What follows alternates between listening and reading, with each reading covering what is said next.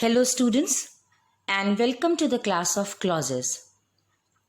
Students, today we will see the kinds of subordinate clauses. There are three kinds of subordinate clauses, that is adjective clause, adverb clause and noun clause. Now we will see about adjective clause in detail.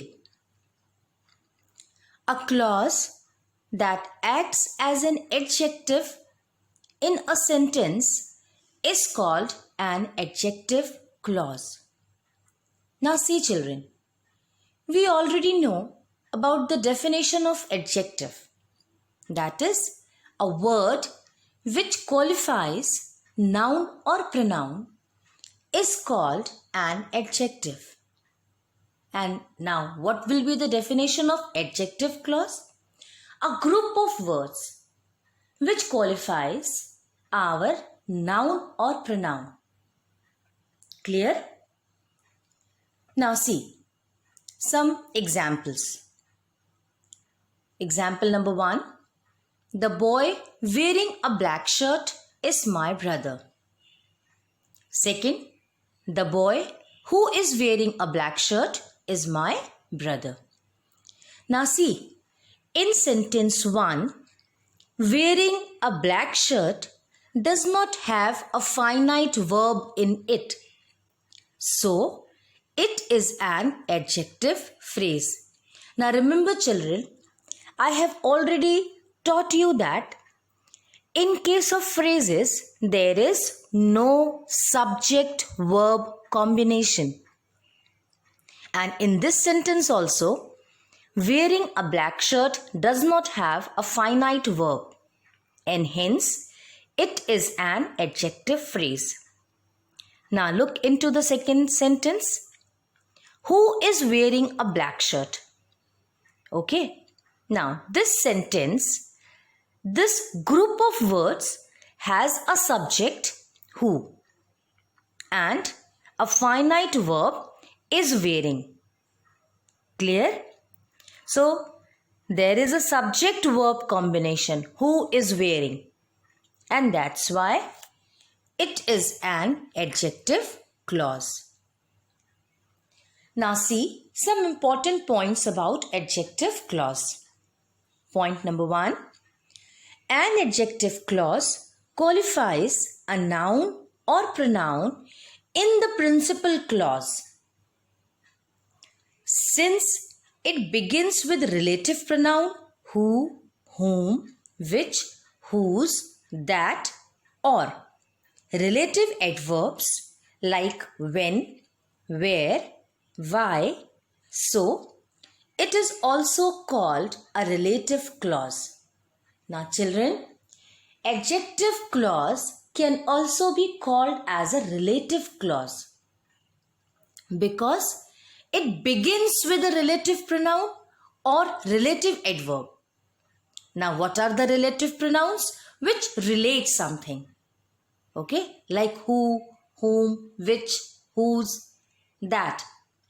So, we can say that if a sentence begins with who, whom, which, whose, that, when, where, why, then these type of sentences will be called as an adjective clause. Clear? An adjective clause may begin with such, some and but also. It answers the question which person or thing. Okay, because as I told you that adjective clause is also known as the relative clause. So it will always relate something with a principal clause. Clear? Now see, who is used for living beings? I told you that it is used to relate something with someone. So who is used for living beings? Which is used for non-living things? And that may be used for both Occasionally, an adjective clause may also be introduced by as, when, where. Now, I have written some more examples. See, God helps those who help themselves. Clear? Who help themselves. So this will be your adjective clause. Who help themselves. The house which is for sale is at the end of the street. Understood? The house which is for sale. I think so. The statements are clear to you. Okay, because we can use which for non-living things.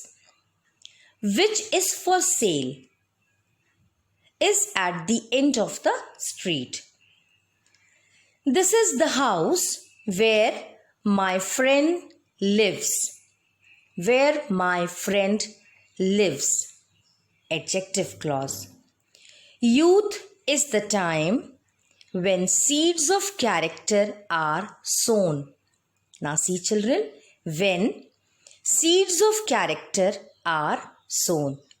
Once again, there is a subject verb combination. Okay, and the statement is depending upon the principal clause. Youth is the time. So we can say that it is a subordinate clause, but here it is qualifying the subject, and that's why it is called as an adjective clause. Do you know the reason why he is always late? Why he is always late? Once again, why he is always late? Again, there is a subject verb combination. He is. Okay, and we are talking about some quality. Why he is always late? So it will be an adjective clause. The book which you gave me has been lost. Which you gave me has been lost will be the adjective clause.